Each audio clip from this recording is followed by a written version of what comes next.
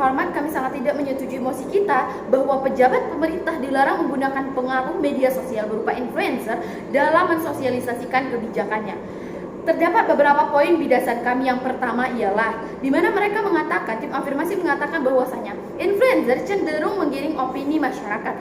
Dan di sini secara tidak langsung mereka membenarkan posisi kami Dewan Juri Terhormat. Kami menyetujui terkait apa yang mereka sampaikan bahwa influencer menggiring opini masyarakat, dan opini yang disampaikan oleh influencer adalah opini yang benar Dewan Juri Terhormat. Apa buktinya? Buktinya ketika influencer tersebut tidak mungkin mempromosikan suatu hal yang salah. Dikarenakan apa? Dikarenakan reputasinya pastinya akan menjadi taruhan ketika mereka memposting ataupun mempromosikan sesuatu yang salah Dewan Juri Terhormat. Dan hal itu tentu saja membuktikan bahwasanya influencer memberikan sesuatu yang benar sehingga menggiring opini masyarakat untuk cenderung bersikap yang benar Dewan Juri Terhormat.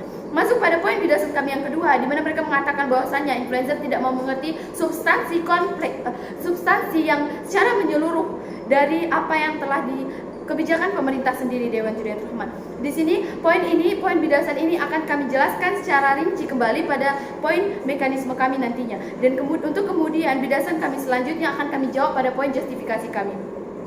Masuk pada mekanisme kami yang pertama, ialah memberikan materi atau substansi secara kompleks atau kohersi pada influencer sehingga masalah akan terselesaikan, sehingga apa yang mereka lakukan pada posisi kami akan terselesaikan Dewan Juri Terhormat, di mana pemerintah memberitahu kepada influencer tersebut terkait dengan kebijakan yang akan disosialisasikan oleh influencer tersebut. Tentu saja ketika adanya jalinan interaksi antara pemerintah dan juga influencer akan semakin membuat hubungan mereka semakin erat dan juga akan semakin memperkokoh pada posisi kami dan nantinya akan bermanfaat kepada masyarakat Dewan Juri Terhormat. Masuk pada mekanisme kami yang kedua ialah di mana pemerintah wajib mengawasi kembali ketika influencer tersebut mempromosikan terkait kebijakan-kebijakan yang telah ditetapkan pemerintah. Contoh, ketika salah seorang influencer mempromosikan suatu kebijakan pemerintah berhak mengawasi kembali terkait apa yang telah dia sampaikan kepada masyarakat, sehingga di sini tidak terjadinya kesalahpahaman yang nantinya akan berujung kepada konflik. Dan ini tentu saja akan memperkuatkan posisi kami selaku tim oposisi Dewan Juri Terhormat. Di sini perlu kami tegaskan bahwasanya kami tidak menghilangkan peran pemerintah untuk mensosialisasikan kepada masyarakat. Namun di sini kami membantu pemerintah dengan cara influencer turut serta dalam sosialisasi hal tersebut, dikarenakan masyarakat lebih tertarik kepada influencer yang akan kami jabarkan kembali pada poin justifikasi kami nantinya Dewan Juri Terhormat. Kami tidak menghilangkan tugas dari pemerintah sendiri. Pemerintah berhak meregulasi sehingga terlaksana kebijakan-kebijakan ini, dan di sini pemerintah juga akan dibantu oleh influencer dalam untuk mensosialisasikan kebijakan tersebut sehingga akan mengoptimalkan hal tersebut dibandingkan dengan meniadakan peran influencer dalam hal ini Dewan Juri Terhormat. Masuk kepada poin argumentasi kami yang akan bagi menjadi dua pokok utama.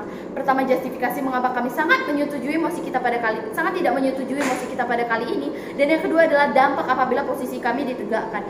Justifikasi kami yang pertama ialah kami memandang influencer jauh memiliki banyak manfaat yang tak bisa direalisasikan jika hanya dilakukan pada pemerintah. Kami tidak menutup mata bahwa pemerintah memang memiliki peran juga dalam mensosialisasikan kepada masyarakat. Namun peran influencer jauh lebih efektif Dewan Juri Terhormat, di mana influencer sendiri ketika mempromosikan sesuatu cenderung bersikap persuasif atau membujuk, menarik, mengikuti tren, sehingga masyarakat akan cenderung tertuju pada influencer tersebut dan akan menggiring opini masyarakat ke ranah yang benar Dewan Juri Terhormat. Jika kita bayangkan ketika tidak adanya influencer Dewan Juri Terhormat, masyarakat tidak selalu mengikuti terkait instansi-instansi yang telah ditetapkan oleh pemerintah ataupun akun-akun sosial media yang oleh pemerintah Dewan Juri Terhormat. Ketika pemerintah memposting suatu hal ataupun pemerintah menghimbau suatu hal kepada masyarakat tentunya akan ada yang tidak paham terkait hal tersebut, dan ini akan malah cenderung membawa dampak negatif apabila posisi mereka ditegakkan, dan akan membawa dampak negatif lainnya ketika influencer ditiadakan Dewan Juri Terhormat. Kemudian masuk pada justifikasi kami yang kedua, di mana kami beranggapan bahwasanya influencer tersebut memiliki latar belakang pendidikan. Tim afirmasi terlalu berkacamata sempit, di mana mereka mengatakan bahwasanya influencer tidak mengetahui substansi. Terkadang influencer, kami menyetujui bahwasanya influencer tidak mengetahui keseluruhan substansi tersebut. Itu sebabnya kami menghadirkan mekanisme. Namun Dewan Juri Terhormat, kita tidak boleh menutup mata bahwa influencer tersebut merupakan tidak orang sembarangan, melainkan memiliki latar belakang pendidikan juga Dewan Juri yang terhormat, yang dimana latar belakang pendidikan ini bisa dijadikan pacuan untuk masyarakat agar lebih percaya kepada sosialisasi kebijakan dari influencer itu sendiri Dewan Juri yang terhormat.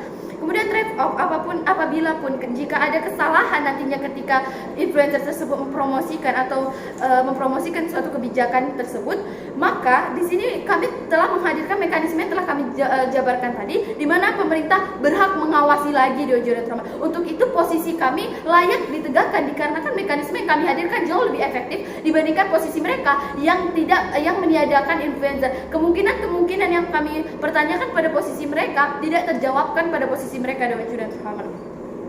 Dampak positif apabila posisi kami ditegakkan adalah semakin berjalannya legitimasi demokrasi yang mereka singgung Dewan Juri yang terhormat, di mana mereka mengatakan bahwa legitimasi demokrasi pada posisi kami tidak akan terlaksanakan. Namun kami memandang influencer merupakan proses ataupun merupakan cara kami dalam melegitimasi demokrasi. Ketika mereka tidak mempercayai influencer, posisi mereka yang mempertanyakan pada posisi kami terkait legitimasi demokrasi malah justru akan berbalik mempertanyakan posisi mereka terkait hal ini Dewan Juri yang terhormat.